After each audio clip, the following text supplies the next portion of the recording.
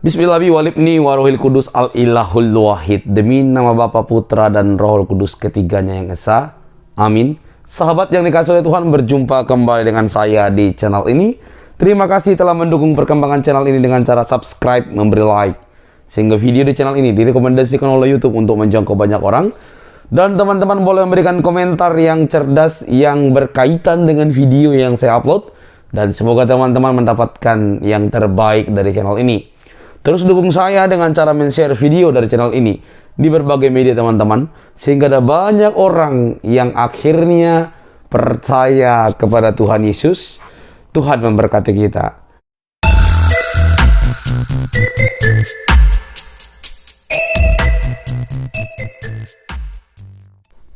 Udah Bokertov gitu ya. Bokertov. Bokertov ya. Temanya subuh-subuh dah. Udah boker. Biasanya kalau pagi-pagi gini kita memang ke toilet ya. Aduh, yang sarapan minta maaf ya. Yang sarapan minta maaf. Oke. Nah, sang penggugat. Kita lihat share screen-nya. Batu meki, batu hitam ini ya, bentuknya maaf kata ya, meki-meki. Ini pernah dijadikan dudukan toilet. Nah, ini kalian teman-teman Kristen di sini nih, ada 20 di sini. Pernah tahu nggak sejarah ini? Tidak, Bu. Bagaimana bisa itu dijadikan batu toilet? Duh. Kok bisa jalan sendiri? Nggak pernah tahu ya? Ya, pernah Nah, dengar. ini nggak pernah dengar. Wah, ini sejarah yang disembunyikan ya, yang harus kita bahas terus ya. Karena Muslim sama sekali buta sejarah, teman-teman. Ya, jadi Quran itu tidak mengenal kronologi sejarah. Makanya mereka bingung antara Maryam, saudara perempuan Harun, dijadikan Maryamnya ibu Isa katanya ya. Jadi sejarah itu buta sekali. Siapa nih yang peserta Zoom ini udah pernah denger nih, batu meki itu pernah dijadikan dudukan toilet selama kurang lebih 23 tahun? Ayo. Belum ada, Bu. Belum ada pernah dengar? Waduh. Oh, manis-manis semua nih. Soalnya teman-teman Jadi- Islam aja, Bu. Gini, Bu. Islam aja buta, apalagi kita yang non-Islam, Bu. Jadi gini teman-teman, di Ka'bah itu ada 2 batu sekarang. Ya, dia ada punya 4 sudut. Ka'bah itu artinya kubus. Ya, teman-teman perlu tahu arti kata Ka'bah. Ya, itu kubus. Nah, di dalam di kubus ini kalau Anda lihat itu ada 2 batu. Yang satu agak nonjol namanya batu sudut Yemeni, itu diambil dari Yemen. Satu lagi yang bentuknya batu meki. Namanya mereka menyebutnya batu hitam atau Hajar Aswad, Hajarul Aswad. Ya, Hajar itu batu aswad, itu hitam. Ini Anda perlu tahu. Nah, barang siapa menyentuh kedua batu ini, itu dosanya akan disedot sama batu ini. Ya, nanti kita akan bicara sejarah ya, tapi bukan sekarang. Sejarah bagaimana batu ini menurut mereka, batu meteor ini dari putih tadinya menjadi hitam. Nanti kita akan bicara berapa banyak Ka'bah yang ada di semenanjung Arab. Jadi orang Muslim itu tahunya sekarang hanya ada 1 Ka'bah, betul? Tidak, teman-teman, ada sekitar 26 Ka'bah. Ya, dan masing-masing Ka'bah itu punya batu sendiri-sendiri. Ada yang batunya hitam, ada yang batunya putih, ada yang batunya warna merah. Itu Anda perlu tahu sejarahnya. Ya, sampai sekarang sisa-sisa peninggalannya masih ada. Tapi kita nggak bicara itu sekarang. Kita bicara mengenai batu hitam Hajar Aswad ini pernah dijadikan dudukan toilet. Ya, kalau Anda nggak tahu ini, Anda masih, saya sudah belajar ikut kelas Al-Hayat, masih mualaf juga, gue jitak pala lu ya. Tidak banyak orang yang tahu bahwa Hajar Aswad, batu hitam, itu pernah dicuri dari Mekah selama 23 tahun. Yang mencuri namanya orang-orang Karmatian, orang-orang Persia, Iran. Ya, orang-orang Iran sekarang. Dan mereka mencurinya itu kira-kira Januari tahun 930 Masehi. Dan baru dikembalikan kira-kira tahun 952 Masehi. Ya, diminta oleh dinasti Abbasiyah. Batu hitam itu dicuri dan dibawa ke pangkalan mereka yang sekarang ini Bahrain oleh pemimpin Karmatian. Bukan Karmatin, sorry ya. Karmatian, namanya Abu Thohir Al-Karmati. Dan dijadikan dudukan toilet selama lebih dari 21 tahun. Wow. Keren. Gimana? Nah, ini saya ambil dari, nanti saya sudah kasih ya, di bawah deskripsi, Anda lihat deskripsi box di situ. Itu saya kasih referensi-referensinya, Anda tinggal klik. Ini saya ambil dari, kalau Anda mau lihat videonya, ini bagus sekali. Itu dari channelnya Nabi Asli. Itu ada videonya. Anda tinggal klik di situ, sudah saya kasih linknya ya di deskripsi box. Anda lihat sejarahnya batu hitam ini pernah dijadikan dudukan toilet. Ya. Nah, referensinya antara lain buku-buku sumber sejarah, batu hitam ini pernah dijadikan dudukan toilet dan dikencingi. Itu antara lain Historical Perspective by Alexander Knies, halaman 213. Empire of the Mahdi oleh Hans Holm. Dan nanti yang akan kita bahas secara khusus namanya The Book of Government or Rules for King. Jadi kitab pemerintahan dan peraturan untuk raja-raja yang ditulis oleh Nizam Al-Muluk, yang diterjemahkan oleh Hubert Darke ya, dari mulai halaman 227 sampai 230 kira-kira ya. The Book of Government ini mendapatkan informasi bahwa batu hitam ini pernah dijadikan dudukan toilet dan dikencingi Itu dari buku yang bernama Al-Rad ala al-Islam Ismailiyah oleh Ibn Rizam. Buku ini diterjemahkan dalam bahasa Inggris, judulnya Interactions in the Islamic World, The Ismaili Threat, edited oleh Orkan Mir Kasimov. Nah, ini Anda bisa baca semuanya, ini Anda bisa beli buku-bukunya. Kayak gitu kan. Iya, langsung lari. Ya, sang penggugat, siapa tahu sang penggugat Oke, ini udah aku dari perbaiki. situ mungkin menambah sejarahnya. Banyak menambah sejarah hitam. Oke. Bisa lihat screen saya? Ya. Jadi ini Anda juga bisa baca di dalam The History of Islam volume 3 oleh Akbar Shah Najib Abadi ya. Saya ambil cuplikannya aja ya. Di dalam kisah pencurian batu hitam Hajar Aswad, ini juga ada di dalam sejarah Islam yang dicatat di dalam bukunya The History Islam volume 3 yang ditulis oleh Akbar Shah Najib Abadi. Hal ini merupakan sejarah kelam Islam bahwa batu suci yang pernah mereka sembah itu pernah dijadikan dudukan toilet. Kemudian ada buku lain yang akan kita bahas. Ya, judulnya adalah The Book of Government or Rules for King. Saya juga sudah kasih linknya di situ, Anda bisa baca. Buku ini ditulis oleh Nizam Al-Muluk, terjemahan bahasa Inggrisnya oleh Hubert Darke. Ini sebuah terjemahan teks klasik Persia abad ke-11 tentang sikap dan perilaku dalam pemerintahan. Ditulis antara tahun 1086 Masehi sampai 1091 Masehi oleh Nizam Al-Muluk yang selama lebih dari 30 tahun menjadi ketua menteri dari dua penguasa kekaisaran Seljuk ini di Turki Persia ya, yang telah menciptakan sebuah kekaisaran yang terbentang dari India hingga Mesir. Ya. Nizam Al-Muluk atau bahasa Arabnya Order of the Kingdom ya, peraturan tentang kerajaan ya, hukum-hukum kerajaan maksudnya. Bernama asli Abu Ali Hasan ibn Ali ibn Ishaq al-Tusi. Orang Iran, Persia nih. Saya curiga ini Islam itu memang diciptakan oleh Persia nih ya. Dari tahun 1018 sampai 1092 tuh kira-kira dia mati ya. Dia pernah menjadi wazir Persia dari Sultan Seljuk Turki ya. Yang paling dikenang karena risalah besarnya tentang kerajaan ya. Jadi dia punya aturan-aturan bagaimana pemerintahan itu harus dilakukan ya. Nizam Al-Muluk adalah putra seorang pejabat pendapatan untuk dinasti Ghaznavid. Melalui posisi ayahnya, ia dilahirkan dalam lingkungan kelas administrasi Persia yang terpelajar dan berbudaya. Tahun-tahun awalnya, termasuk pendidikan agama, dia menghabiskan banyak waktu dengan para ahli hukum dan cendekiawan. Jadi ini orang terpelajar ya, bukan orang-orang Islam seperti Pak Dani, ya, si Nuha, si siapa lagi tuh yang si koplo-koplo itu ya, apalagi si Pak Islam itu yang masuk dalam kitab 25 Nabi ya, bukan ya, ini orang terpelajar, cendekiawan. Ini saya bacakan dari bukunya tadi halaman 228. Ya. Dikatakan ketika Abu Tahir ini menyerang dengan pasukannya, ya. Dia menyerang Masjid Al-Haram, ya, dan mereka membunuh dengan pasukannya itu dengan pedang, dibunuh dengan pedang. Jadi mereka naik kuda masuk di Mekah, di Ka'bah, dan mereka membunuh orang-orang yang sedang tawaf di situ. Dan beberapa itu dibuang ke sumur Zam-Zam, ya. Dan beberapa lagi melarikan diri ke puncak-puncak gunung. Ya, karena yang dimati itu kira-kira 30.000 orang lebih. The raiders remove the black stone from its place, itu yang saya garis merahi. Jadi mereka menyerbu dan mereka mengeluarkan batu hitam ini dari tempatnya, mereka mencungkilnya. And they went up on the roof of the building. Mereka naik ke atap daripada Ka'bah itu and tore down the golden gutters. Mereka merusak gutters itu semacam pipa atau saluran ya yang ada di atas Ka'bah itu, saluran air ya yang terbuat dari emas. Jadi dijarah pada waktu itu teman-teman. Ya. Dan dikatakan, since God goes to heaven and leaves his house on the earth unattended, then let his house be plundered and destroyed. Dia bilang, Tuhan itu udah ada di surga, dan dia meninggalkan rumahnya itu nggak dijaga katanya. Jadi kita berhak menjarahnya, dan destroyed, dan menghancurkannya. Then, they pulled down the covering. Jadi mereka menyobek, ya, atau menurunkan tirai yang menutupi Ka'bah itu, tore it up, disobek-sobek, and carried it off as plunder, dirusak sama mereka, dijarah, all the while saying in mockery. Jadi mereka mengutip surah 3 ayat 91 ya. And he who entered it was safe ya, juga surah ini ada di surah Al-Imran juga ayat 97 ya. Jadi ketika mereka mengejar orang-orang itu lagi tawaf pakai baju ihram itu teman-teman, pakai baju putih. Lagi telanjang pakai baju putih itu muter-muterin Ka'bah. Itu dikejar sama mereka, ada beberapa tuh yang masuk di Ka'bahnya, teman-teman. Jadi ya, mereka mau berlindung di dalam rumah di Ka'bah itu, tetapi pasukan Karmatian ini, pasukan Abu Tahir ini mengatakan, kamu pikir kamu melakukan surah 3 ayat 97, barang siapa yang masuk ke Baitullah dia akan selamat, katanya gitu. Ya. Ternyata dibunuh semua juga. Sama. Ya. Dan dikatakan Quran surah 106 ayat 4, he saved them from fear. Ya, bahwa Allah itu bisa melindungi mereka dari ketakutan, tapi ternyata enggak.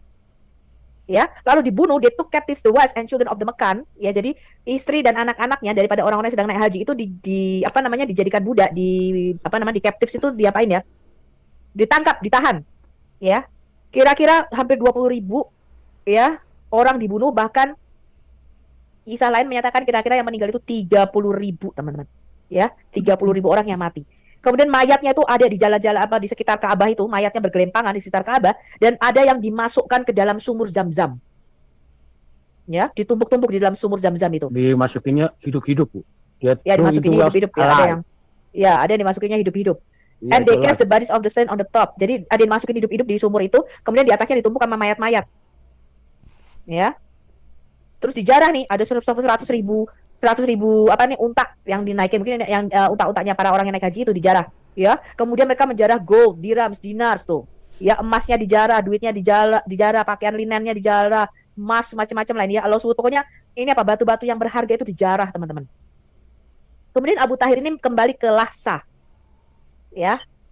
Dibawa itu ke Lhasa. Ya, kira-kira ini terjadi tahun 317 Hijrah, kira-kira tahun 930 Masehi bulan Januari.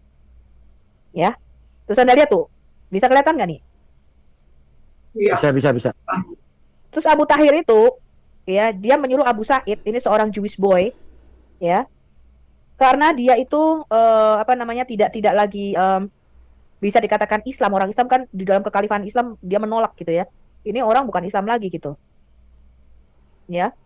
Dan nih dia menyuruh Abu Sa'id ini bangkit dan pergi ke barat dan tinggal di kota yang bernama Sijilmas, ya. There is a fair prospered and he forced his religion on the necks of the people by the sword.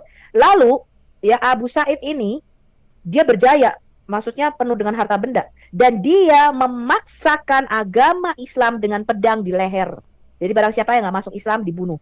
On the necks of the people by the sword. Jadi Islam ini dikembangkan dengan pedang. Kalau lu nggak jadi Muslim, gue bunuh lu, gue penggal kepala lu, gitu ya? Iya, angkat darah gitu. Iya.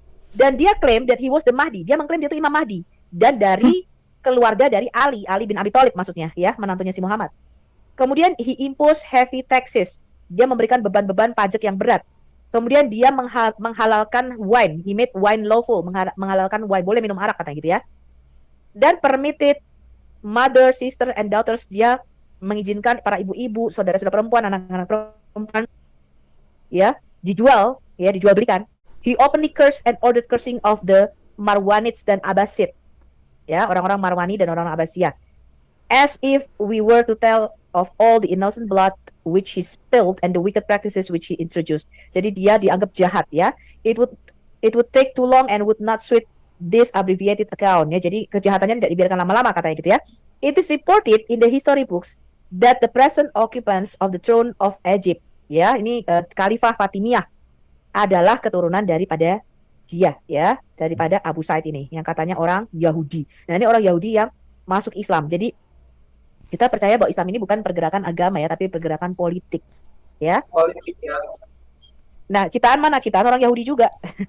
Yang nulis Qur'annya juga orang Yahudi, ya, untuk menentang kekristenan.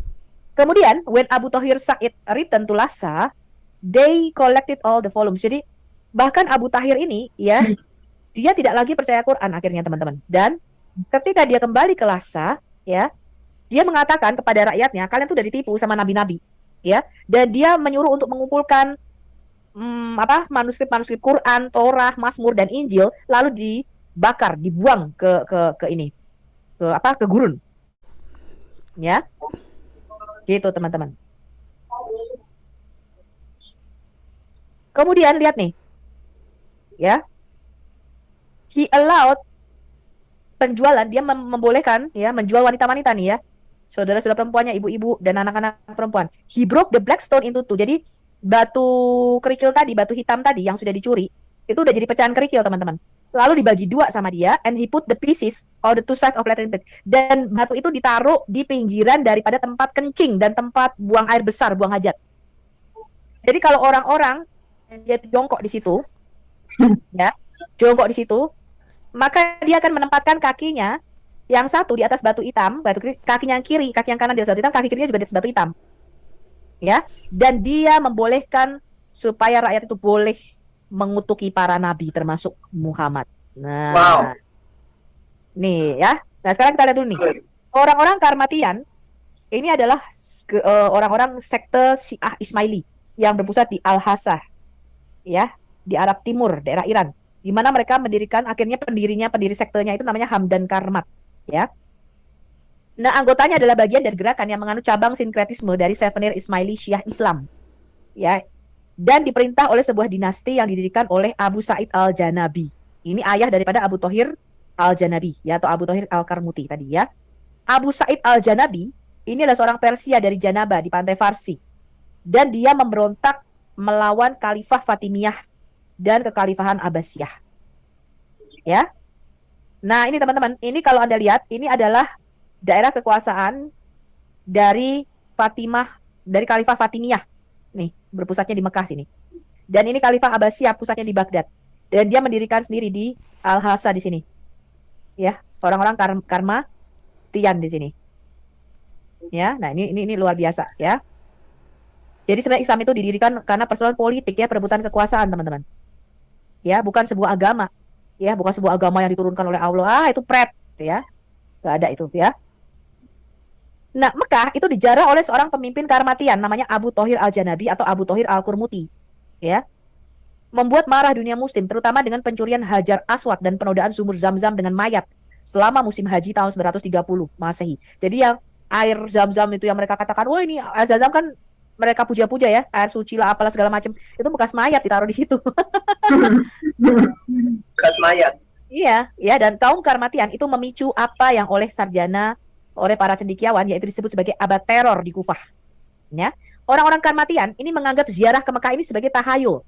Dan setelah menguasai negara Bahrain, mereka melancarkan serangan di sepanjang rute haji yang melintasi Jazirah Arab. Jadi kalau orang-orang naik haji itu biasa mereka serang.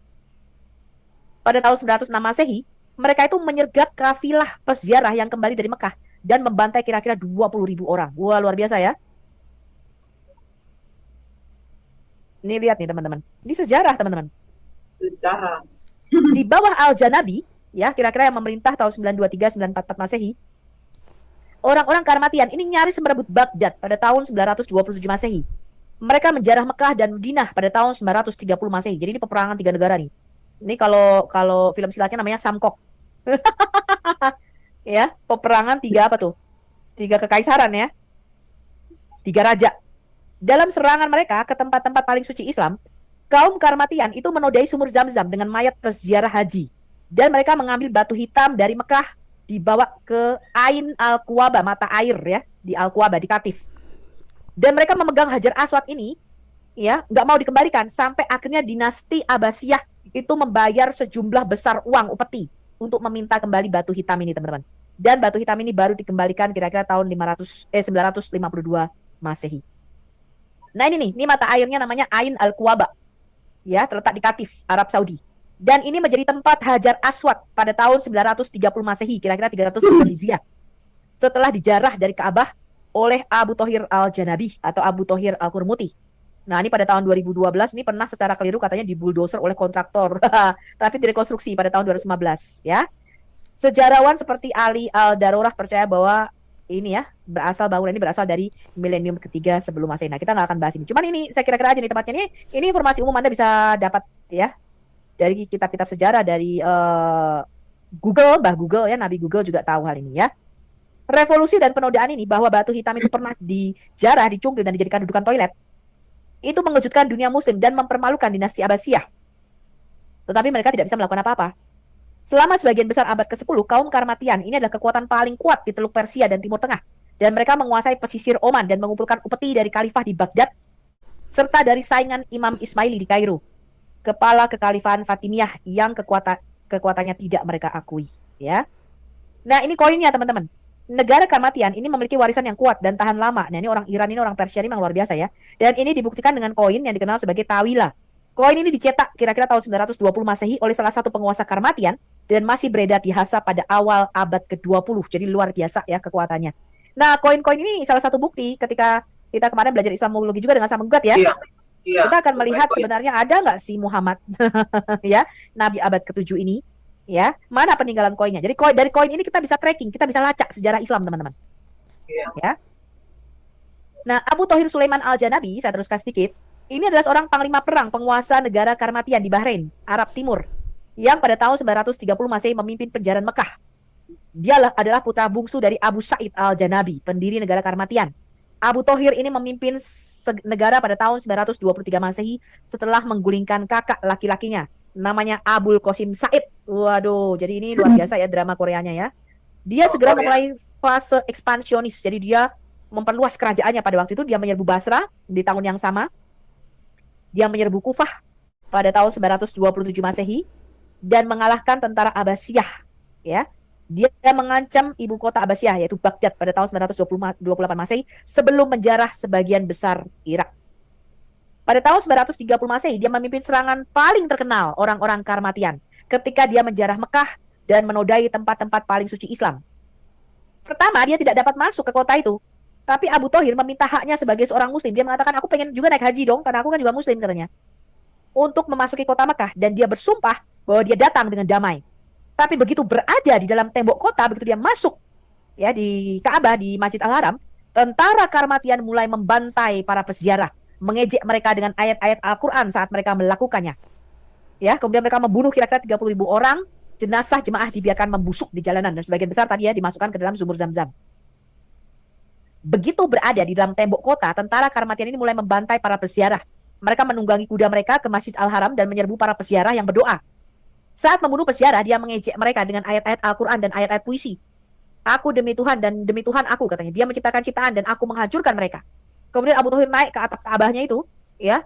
Tirainya disobek sama dia, ya dibuka sama dia, dan dia berkata, di mana nih burung-burung ababilnya Allah, katanya. Mengapa Allah tidak mengirim burung-burung itu untuk menyerang aku sekarang, katanya. Ya, di Quran surah Al-Fil, surah 105 ayat 3. Beberapa orang yang masuk dalam Ka'bah juga diejek ya dengan ayat-ayat Quran surah Al-Imran ayat 97. Barang siapa yang memasuki Baitullah amanlah dia, katanya. Tapi ternyata semuanya dibunuh sama pasukannya Abu Thohir ini. Ya. Nah, anehnya tadi teman-teman, kisah di dalam Quran surah Al-Fil, surah 105 di mana dikatakan Raja Abrahah itu menyerbu Ka'bah dengan pasukan gajah. Pada saat itu Ka'bah itu masih jadi tempat penyembahan berhala. Ya, karena Muhammad katanya dipercaya lahirnya di tahun gajah pada waktu Abraham menyerbu Ka'bah. Pada waktu itu Ka'bah itu masih jadi pusat penyembahan berhala. Tapi Allah malah melindungi Ka'bah, teman-teman. Dan anehnya, di tahun 930 Masehi ketika Abu Thohir Al-Qurmuti menyerbu Ka'bah, di mana Ka'bah sudah dijadikan tempat sucinya Islam, sudah dibersihkan dari patung-patung berhala, malah kagak dilindungi. Ya kan? Ada dua kesimpulannya. Surah Al-Fil ini cuman rekayasa, ya, cerita bohong, atau yang kedua, Allah itu memang nggak ada, teman-teman.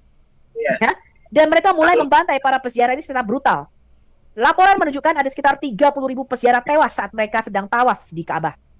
Orang-orang Karmatian mengejek para peziarah dengan ayat-ayat Al-Quran saat mereka dibunuh. Mereka menjarah Ka'bah, menghancurkan gedung-gedung, rumah-rumah dijarah, budak-budak disita, ya tadi wanita dan anak-anak. Mayat para peziarah tadi dibuang, ditumpuk di dalam sumur Zam-Zam, ya, untuk dirampas. Sementara yang mati lainnya ditinggalkan di jalan-jalan untuk membusuk. Wow. Islam sama Islam loh ini, teman-teman. Kebayang nggak itu orang Islam sama kita orang Kristen? Ya. Sebelum pemerintahan Abu Thohir, ya, orang-orang Karmatian itu telah melancarkan beberapa serangan di sepanjang rute peziarah yang berdasar tadi ya. Mereka tuh memang suka menyerang. Mereka mengatakan naik haji itu nggak ada gunanya, itu tahayul doang, ya. Nah, kira-kira tahun 906 Masehi orang-orang Karmatian ini menyergap kafilah peziarah yang kembali dari haji di Mekah dan membantai 20.000 orang. Hah? Orang-orang Karmatian ini orang Muslim juga. Muslim. Kan mereka memang setelah Muhammad mati, ceritanya itu kan ada dua sekte saling perang khalifah, 3 khalifah itu kan dibunuh oleh orang Muslim sendiri, Pak. Oh. Jadi kebayang ya, kayak misalnya kita punya sejarah Rasul Petrus itu Rasul Petrus, Paulus, Yakobus. Paulus membunuh Thomas, Thomas membunuh Andreas, Andreas membunuh Petrus. Bayangin Pak, itu saling bunuh-bunuhan sendiri. Kalau sejarahnya diterapkan ke kita, saudara kita enggak. Kalau Anda lihat sejarah kita tidak seperti itu. Tapi 3 kekhalifahan ini merebutkan politik, merebutkan kekuasaan. Berarti bisa dibilang Islam ini sendiri terpecah di dalamnya kalau gitu di sejak Muhammad mati ya. Betul, mereka itu gerakan politik Pak sebenarnya, bukan agama, bukan gerakan rohani. Dan Islam itu disebarkan dengan pedang. Bahkan ketika Muhammad mati, itu terdapat pemurtatan yang besar-besaran, ya. Dan Abu Bakar pada waktu melancarkan satu peperangan melawan orang-orang yang murtad, namanya perang Ridho, yaitu perang melawan murtad. Jadi ketika Muhammad mati, bayangin itu malah orang murtad. Kenapa? Karena ketika masuk Islam mereka itu dipaksa Pak. Mudeng ya? Itu kaliparnya juga kayaknya. Iya, itu sejarah. Ya. Maka tak heran kalau Kaliparnya. di Indonesia udah mulai begitu ya Bu, kayak Iya, nggak heran kalau di Indonesia juga begitu. Pemaksaan terhadap agama Islam. penutupan Kalau gereja. Iya, kalau Islam itu tidak disebarkan dengan pedang, Pak. Arab Saudi itu sekarang mungkin sudah Kristen, Pak. Kebayang kemarin Quran yang dibuang di selokan-selokan. Sekarang Iran ini yang saya bilang Iran. Nanti kita lihat data survei ya, yang kemarin saya sudah tunjukkan. Islamnya cuma 35%. Sisanya mereka tidak mengakui kalau mereka ini Islam. Bayangin Pak, Iran loh Pak. Iran, Irak. Survei dilakukan 99,5% keakuratannya. Tapi mereka nggak berani secara murtad bunuh Pak. Iya. Menurut sejarawan Al-Juwaini, batu itu baru dikembalikan 22 tahun kemudian pada tahun 951. Secara misterius ya, tepatnya tahun 952 ya. Batunya dibungkus dalam karung, dilemparkan ke Masjid Agung Kufa di Irak. Disertai dengan catatan yang mengatakan atas perintah kami mengambilnya dan atas perintah kami membawanya kembali. Nah, tapi nggak tahu juga nih apakah benar batu hitamnya batu yang di situ ya. Jangan-jangan batu hitam yang lain kan batunya bentuknya sama ya kan. Pencurian dan pemindahan Hajar Aswad itu menyebabkannya pecah menjadi 7 bagian. Nah, kemudian ini sejarah sedikit ya. Ketika Abu Thohir Al-Qurmuti ini menyerang Mekah dan dia mengambil batu hitam Hajar Aswad dijadikan dudukan toilet, maka Abu Thohir ini mengatakan era Islam itu sudah berakhir. Nah, caranya bagaimana? Dia mengatakan, oh Imam Mahdi sudah datang katanya ya. Sudah akhir zaman ini. Dan dia menunjuk seorang anak muda berusia 20 tahun sebagai Imam Mahdi, namanya Abul Fadil. Dia seorang Zoroastronianisme. Ya, ini diceritakan oleh dokter pribadinya Abu Thohir di dalam sejarahnya. Ya, dia sukanya katanya pakai turban warna kuning, jubahnya juga warna kuning. Dan dia sukanya naik kuda warnanya abu-abu katanya gitu. Nah, ketika diangkat jadi Imam Mahdi, Abu Fadil ini ternyata dia tuh pengen mempunyai kekuasaan, dia pengen mengendalikan kekuasaan, dia pengen mengontrol kekuasaan itu. Sehingga dalam waktu 80 hari aja, dia sudah mengeksekusi mati para petinggi negara-negara Karmatian pada waktu itu dan beberapa keluarga dari Abu Thohir. Nah, akhirnya Abu Thohir nggak suka sama si Abu Fadil ini. Dan Abu Fadil ini juga akhirnya dihukum mati, dipenggal dia. Ya, yang tadinya diangkat sebagai Imam Mahdi ini. Nah, ini ceritanya sejarahnya. Nah, sekarang kita lihat nih, teman-teman bisa kelihatan ini layar saya. Ini dudukan toiletnya dan batu hitam itu yang sudah pecah itu dijadikan ini loh teman-teman, apa namanya? Dipasang di samping-samping ini loh, nih. Lihat tuh. Abu Thohir. Biar nggak kepleset, Bu. Iya, biar nggak kepleset ya. Abu Thohir itu menempatkan batu hitam yang sudah menjadi pecahan kerikil di kedua sisi tempat buang air kencing dan buang hajat, buang beol. Jika orang jongkok di situ, maka dia menempatkan kakinya di atas kedua batu hitam tersebut. Ini ada di dalam kitab yang tadi kita kutip, The Book of the Government or Rule for Kings oleh Nizam Al-Muluk, halaman 230. Anda baca sendiri di situ. Tapi bentuk Ka'bah yang sekarang berarti sudah dimodifikasi lagi ya, Bu? Oh, Ka'bah itu udah dihancurkan berkali-kali, Pak. Udah direnov. Orang rumah setannya juga udah renovasi. Udah renov. Nanti kalau kita lihat sejarahnya Ka'bah ya, itu udah renovasi berkali-kali. Terus alasannya dijadikan tempat seperti ini kenapa ya, Bu? Apakah dia dendam atau gimana? Bukan, dia tidak suka naik haji ini dan dia percaya ini bukan berasal dari Allahnya, ini bukan Islam yang sejati. Ya, dia nggak percaya ini batu hitam itu. Kan orang Muslim nggak percaya ini batu hitam ini menghapus dosa kan? Disucikan kan ini batu hitam ini, dicium-cium ketika naik haji. Akhirnya apa? Sama dia istilahnya di defile, dinajiskan, dijadikan toilet ini. Nah, nih jadi orang kalau jongkok tuh begini teman-teman nih. Anda bisa lihat nih. Nah, lagi boker tof nih. Tuh, jadi batu hitamnya diinjek-injek dijadikan dudukan toilet tuh, lihat tuh, dikencingi. Tuh, kan? Nah, ini adalah pecahan batu hitam kira-kira tahun 1850 nih, foto yang diambil. Sekarang ini batu hitamnya tinggal berapa? Kita hitung. Ini batu hitam nih, si batu meki. Ini pinggirnya ini adalah malam ya, teman-teman, kayak semacam apa lilin apa untuk merekatkan batu. Mortar itu. Mortar ya, nggak tahu dari bahan apa ini. Iya, sejenis lilin betul. Mortar itu semen yang kayak lilin gitu. Iya, terus dikasih dudukan perak begini loh teman-teman nih. Dudukan perak ini. Nah, ini dikasih parfum karena dulu pernah dijadikan toilet kan bau ya. Nah, sekarang tiap berapa bulan sekali itu dikasih parfum biar wangi. Makanya orang kalau nyium batu hitam nih, wangi gitu katanya. Nyium batu meki ini wangi karena batunya dirawat, teman-teman. Kita hitung yuk batunya tinggal berapa yuk. 1, tinggal berapa kerikil nih?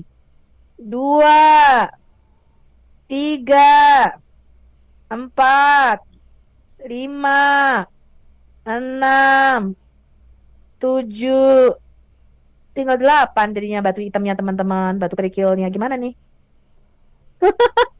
Ini yang mereka sembah sujudi sehari 5 kali teman-teman. Ya, kepada batu inilah yang disucikan ya sampai dinasti Abbasiyah mengeluarkan upeti yang sangat besar, membayar mahal supaya batu ini bisa kembali ke Ka'bah. Karena Ka'bah itu nggak suci tanpa batu. Jadi Ka'bah di Semenanjung Arab itu ada kira-kira 26. Masing-masing punya batu. Ada yang batu merah, ada yang batu putih, ada yang batu hitam. Ya, itu Anda perlu tahu. Nah, ada 6 lagi serpian kerikil batu hitam ini yang diklaim berada di Istanbul, Turki, teman-teman. 1, batu hitam serpiannya kecil nih, dipajang di mihrab Masjid Biru. 1 di atas pintu masuk makam Sulaiman Agung. Dan 4 di Masjid Sokolu Mehmet Pasa. Nah, ini nih. Jadi batu ini udah pecah-pecah nih. Ya, nah ini ada di History of Makkah Mukarramah. Ya nggak tahu apakah batu ini bagian dari batu hitam itu tinggal dites aja. Kali bisa dites kali ya kalau batu gimana sih cara ngetesnya bisa nggak sih? Iya bisa, cuma nggak dikasih. Oh, bisa juga dites itu batu Dikasih. bersaudara apa enggak gitu ya? Iya, bisa Hmm. dites. Iya, ini katanya masih ada lagi pecahan-pecahannya itu teman-teman. Ada 6 tinggal di Turki katanya sekarang. Nah, ini ada History of Mekah Mukarramah oleh Dr. Muhammad Ilyas Abdul Ghani Holy Mekah. Sheikh Safiur Rahman Mubarakpuri. Wah, ini kitab mereka sendiri loh yang nulis, bukan gue ya. Nah, Abu Thohir ini meninggal kira-kira tahun 944 Masehi karena cacar air. Setelah dia meninggal, maka ada perdamaian antara orang-orang Karmatian dengan dinasti Abbasiyah tahun 951 Masehi. Nah, kekalifan Baghdad itu membayar upeti yang besar untuk mendapatkan kembali, untuk menebus kembali batu hitam Hajar Aswad ini. Kemudian mereka mengatakan nggak mungkin ada orang yang mau mencium batu hitam ini, batu hitam lagi setelah dikencingi selama puluhan tahun. Lalu dinasti Abbasiyah membuat hadis, barang siapa mencium dan menyentuh batu hitam ini, maka dosanya akan dihapus. Nah, hadis itu baru dibuat pada zaman dinasti Abbasiyah, teman-teman. Ya, hadis-hadis yang Itu banyak alasannya tebel-tebel itu. dicium. Oh. Nah, ini nih sekarang nih si batu suci ini. Dan dikatakan batu suci ini di dalam Jami' At-Tirmizi 961. Ini nanti batu ini kenapa begitu penting? Karena batu ini akan menjadi saksi muslim pada hari kiamat. Di Kok ada dalam Jami' wajah manusia, Bu? At-Tirmizi. Iya, Ada di wajah dalam manusia. di dalam Jami' At-Tirmizi nomor 961. Ini kepercayaan muslim ya. Batu ini di akhir zaman nanti akan menjadi batu yang hidup dan dia akan punya dua mata dan lidah, teman-teman. Dan dia akan bersaksi kepada Allah barang siapa yang mengusap dan menciumnya dengan tulus dengan benar. Ya, dosanya diampuni. Jadi batu ini nanti punya mata, punya mulut, bisa ngomong. Wah, luar biasa ya. Nih, lidahnya melet-melet nih. Lidahnya lagi melet-melet. Ya. Tapi batunya tinggal 8 kerikil. Gimana dong ini? Nah, ini semua adalah data-datanya yang saya kasih di description box. Anda bisa lihat. Ya, kemudian Anda bisa lihat videonya di Nabi Asli, channelnya juga bagus juga. Nah, gitu teman-teman sejarahnya tuh dari Al Hayat. Gimana, ada yang mau nambahin? Aku cuma kasihan doang nonton ini sama orang RT6. Kalau gini ceritanya menyedihkan. Iya, itu sejarah kok. Iya, kasihan banget ya. Kasihan Yang Jello. anehnya tuh Yang paling justru aneh ini gini. Jadi gini. Anehnya di sini, anehnya Bu. tuh waktu lagi justru zaman masih berhala ditolongin sama si Allahnya. Begitu udah asli malah nggak ditolong. Jadi yang bener ya Allah. Itu juga cerita palsu, itu nggak mungkin punya terjadi. Itu nggak mungkin terjadi punya. Ya, yang cerita Abraha, Iya, bukan iya. gajah, itu juga cerita palsu, itu nggak mungkin Iya, terjadi punya. karangan juga dongeng juga ya. Iya. Jelas lah. Nggak ada gajah di sono. Oke, ya kita kan udah bahas itu mengenai Mekah itu tidak pernah ada. Iya. tadinya. Terus Itu kalau menurut pasang pertama. penggugat apa yang anehnya? Yang aneh begini, jadi ketika kaum Karmatian itu datang, mereka mau ngambil itu batu, kan mereka hancurin itu pakai palu dihajar kan, supaya lepas.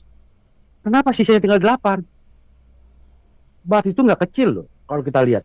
Sebenarnya itu batu nggak terlalu kecil, Bu. Kenapa? Karena batu itu dulu waktu dipindahkan sama Abdullah ibn Zubair, ya, dipindahkan ke Mekah yang ini, yang sekarang ini, yang Ka'bah ini, itu dia pakai kayak selendang yang ini loh, selendang yang permadani gitu, yang bagus gitu, untuk membawanya, pakai kereta karavan kuda.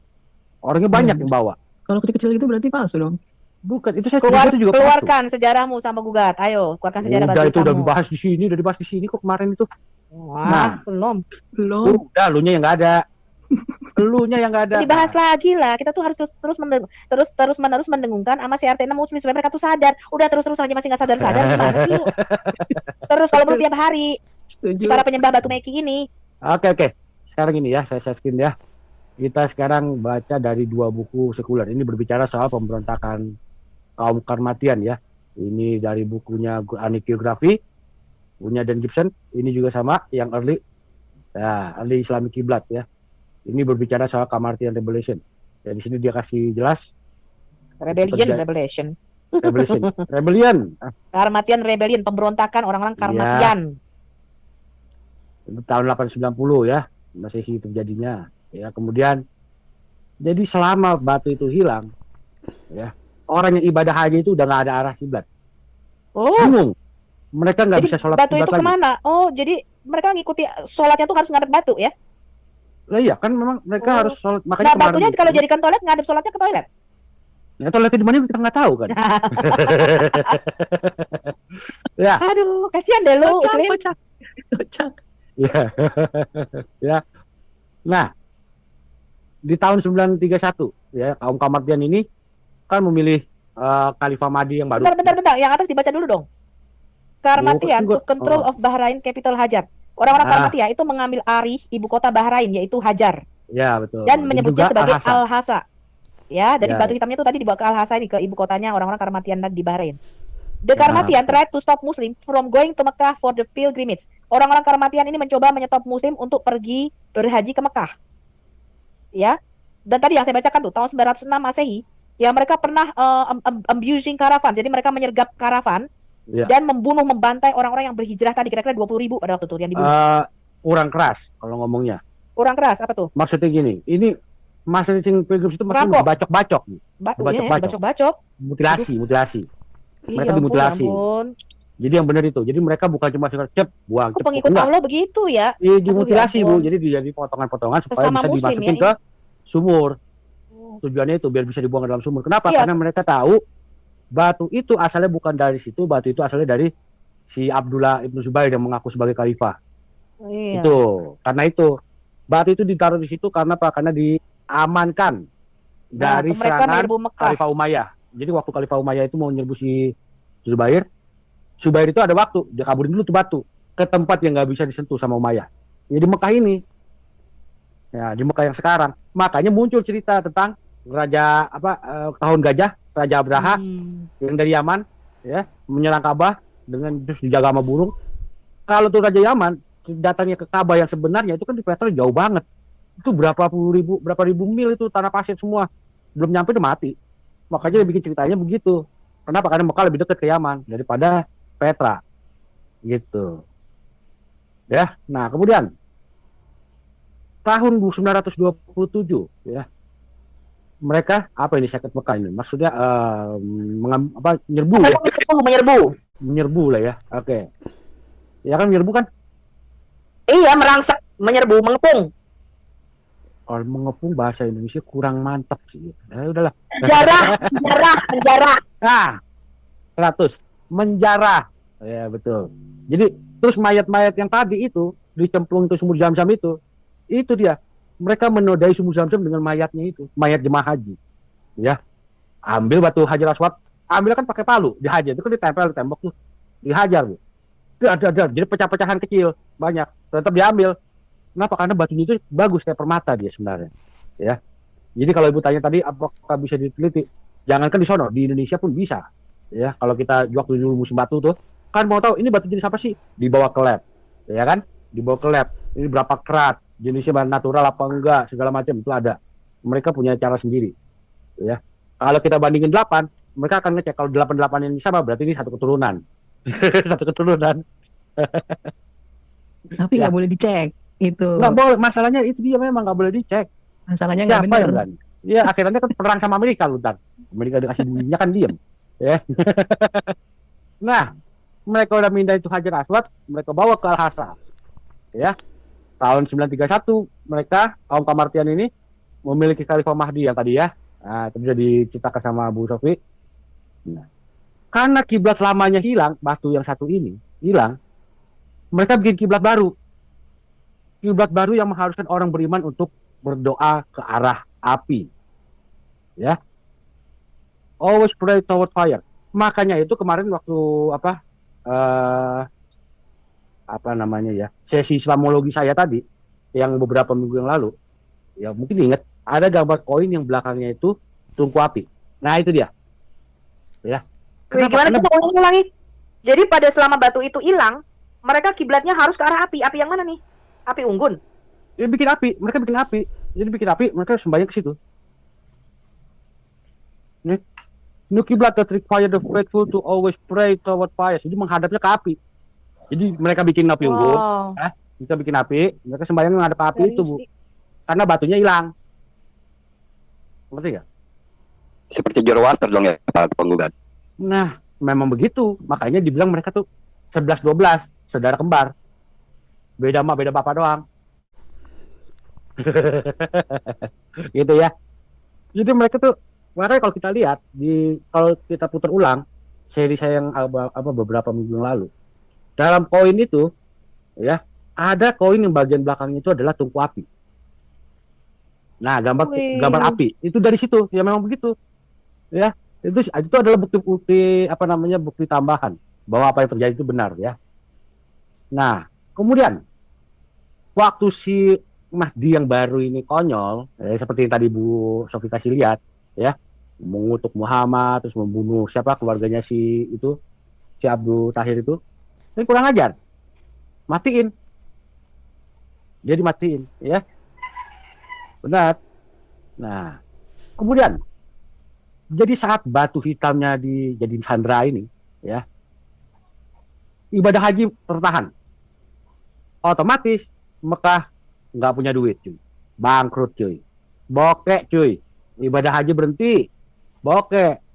Wah iya Kika, betul juga ya, ibadah haji berhenti, penghasilan devisa negara macet dong nih. Macet. Lu kira kenapa apa orang Arab Saudi itu, negara Arab Saudi mau membayar MUI Indonesia? Why? Karena penduduk Islamnya banyak kan di Indonesia. Kalau mereka nggak bayar, pemurtatan. Ya, nggak Oh dapat iya duit bener. lagi. Makanya Arab Saudi sama MUI ini mengeluarkan dana cukup besar supaya jangan murtad. Kalau Nah. murtad kagak ada lagi yang naik haji, teman-teman. Devisa Hmm. negara merosot, gak ada lagi yang cium batu. Iya kan? Belum Betul. dari ibadah haji. Terus yang lempar jumroh itu coba berapa duit? Gue pengen tahu tuh. 7 real, 7 real. 7 Satu real. plastik. 7 real tuh berapa tuh? Berapa Satu duit? plastik kecil. Berapa rupiah ya kalau di Indonesia ya? Berapa ya? 7 real coba ya. Coba dihitung. Coba kita hitung nih. Real Arab Saudi. 1 real itu Wah. berapa? 1 real berapa nih? Kita hitung dulu nih. Itu buat ngelemparin setan, itu batu dijual, diplastikin teman-teman. Makanya ada yang licik bawa batu dari Indonesia, Bu. Bawa batu sendiri. Itu benar. Pinter itu, pinter. Indonesia gitu loh kan, cerdas gitu loh kan. Oh iya, batunya sama katanya, sama yang dulu, sama yang di rumah gua nih mah. Batu biasa juga. Bawa aja dari rumah lah. Apa Iya, bedanya dibilang, batu juga? kurang aja nih batunya mah sama aja, ngambil dari halaman gua juga daripada gua bayar ya kan. Ih, 27 Dari Bogor ribu. banyak. Kira-kira 28.000 rupiah teman-teman, 7 real. 28.000 rupiah kali berapa jemaat? Ya kalau satu keluarganya 4 orang gimana? Iya, kira-kira kalau 4 satu itu istri, Ya 100.000. kalau 4 istri, kali Kali enggak, satu 14.000. ibadah haji aja, ibadah haji itu sekali ibadah berapa sih? 10.000 ada orang? Kayaknya Indonesia dapat jatah lebih, sekitar 25.000 deh. lebih dari 10.000. Setahun berapa orang yang naik haji? Katakan. Berapa juta itu? Berapa orang Ada naik haji? kota-kotanya, ada kota-kota Katakan 5 juta ya setahun. Belum Tuh, umroh. 2, Belum 4, umroh. 6. Belum Coba umroh. dari jualan batu berapa? Ih gila, jualan batu aja ini nolnya berapa nih? Hitung-hitungan ya. Nolnya nih, benar-benar. Hitung-hitungan nih. Ini apa otaknya kan otak pengusaha, coy. Mohon maaf ya, saudara-saudara. 1,4 billion loh, teman-teman. Ini nolnya berapa sih? Kita Wow. nggak bisa. Bentar nih, nolnya berapa nih? Gue bingung. 1 ini. Gak jalan nol. 1, Wah, ini kita 2, ngitung 3, 4, 5, 6 juta ya kan? 1, 2, 3 miliar. 140 miliar hanya jualan batu kerikilnya doang, belum dari umrahnya. Ya. Belum Makanya hotel. Devisa negara. Untuk yang di live YouTube, mohon maaf ya, namanya emak-emak ya. Uang 1 rupiah hilang aja dicari loh. Hati-hati emak-emak lo ya. Heeh. Ini hitung batu. Nah, itu baru Ih, gila, lebih dari 5 kecil. juta loh coy. Tadi gue cuma ngitung setahun 5 juta. Indonesia aja udah berapa udah setahun bisa puluhan juta nih yang naik haji coy. Itu haji sama umroh beda ya, Bu ya? Ada haji ada umroh ya? Beda. Tetap aja Haji kan tahun masih sekali. beli batu kerikil. Ya, iya beda waktu maksudnya. jualan Oh, batu ini kerikil time. kaya coy. Gila ya kita jualan mereka jualan batu mau jualan obat kuat, gila lu. Kita jalan gemblong. Kita jualan cilok begini susah juga kita kehidupan di sini ya. Cilok. Jualan cilok karena jualan batu mau obat kuat coy. Ya, jadi gitu Bu ya. Nah, tahun 952 akhirnya kan mereka Oke teman-teman yang dikasih oleh Tuhan, kita sudah menyimak dari awal hingga sampai selesai bagaimana diskusi yang mempertunjukkan siapa yang layak untuk dipercaya, yang memakai data-data dibandingkan dengan memakai asumsi-asumsi liar dan besar suara. Apa yang disampaikan oleh apologetik Kristen ini merupakan bagian untuk membela iman seperti yang difirmankan oleh Tuhan.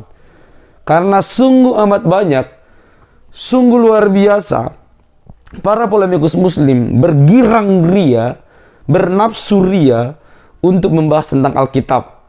Lihat channel-channel mereka, begitu bernafsu, begitu riang hebat cara mereka untuk membahas, sehingga mereka lupa membahas Al-Quran dan hadis mereka. Entah apa yang terjadi, teman-teman. Kok lebih laku Alkitab, Yesus, kekristenan untuk dibahas. Itu yang luar biasa. Oke, teman-teman, sampai di sini video saya. Jangan lupa untuk mendukung dengan cara subscribe, like, comment, share sebanyak mungkin. Sampai ketemu di video selanjutnya. Bye-bye.